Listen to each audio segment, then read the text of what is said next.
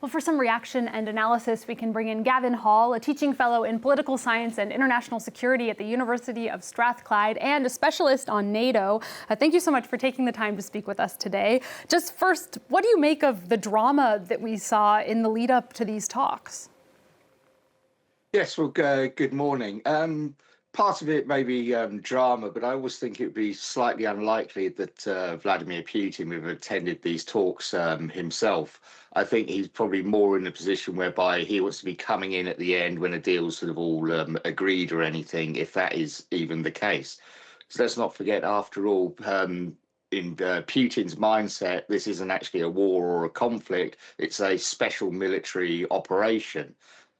So for him to be wanting to be this sort of great world leader on a par with Donald Trump and sort of reimagining his superpower status, a leader of that nature wouldn't sort of sully themselves with the early rounds of negotiations, if you like. That would be left to aides. So I wasn't surprised that Putin hasn't attended these talks, even though he did grant them.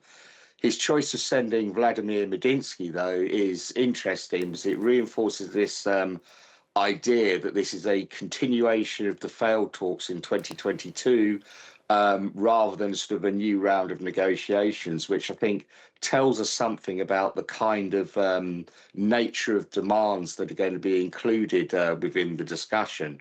Very specifically, those focus a lot on trying to ensure the neutrality of Ukraine going forward, and is quite restrictive in terms of future Ukrainian military capacity and also sovereignty. So I don't think the setup is necessarily one that's going to be conducive to having some form of actual positive agreement at the end of it. Yeah, the expectations are very low going into these talks. Trump said there'd be no progress, we heard him there, on Ukraine until he and Putin can meet face to face. What would that meeting change? It seems that it could not possibly bode very well for Vladimir Zelensky. Well, this is it. He's sort of left in a position whereby in order for the talks to continue, he is to effectively be offering some form of concession. And I think this is very much part of the Russian strategy, is trying to maneuver Zelensky, Ukraine and its European supporters into a position whereby they give something up in order to try and get the progress going. I know late yesterday or overnight, the Russian media outlet Medusa was putting forward news articles and stories that are seen as effectively trying to help prepare Russians for the mindset that the war is going to continue for a longer period of time.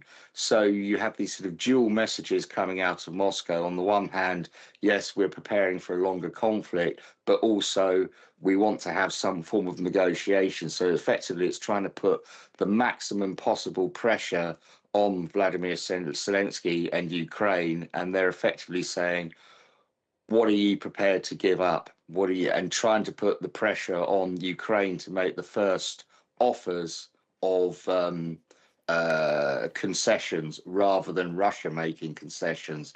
And that seems to be the sort of main sticking point and sort of the general parameter that these negotiations are taking place within. Is Putin's strategy not risky, though? I mean, couldn't he anger Donald Trump, who really wants to be able to claim a victory here? He could anger Donald Trump, and we know, I think it's fair to say that President Trump's dealings have been somewhat erratic, whether this is rowing back on tariffs, trade deals, or even foreign policy matters. So it's certainly possible he could get angered. But Trump also, he said this war could be solved in day one as part of his election campaign. He's put some degree of political capital into trying to get it solved. But he is moving forward on foreign policy things. We also hear this morning, apparently, a nuclear deal with Iran might be on the cards. The Israel-Hamas conflict was brought to a close. So Donald Trump is trying to put forward that he is achieving foreign policy objectives and aims that President Biden was unable to do. So he's unlikely to be that angered by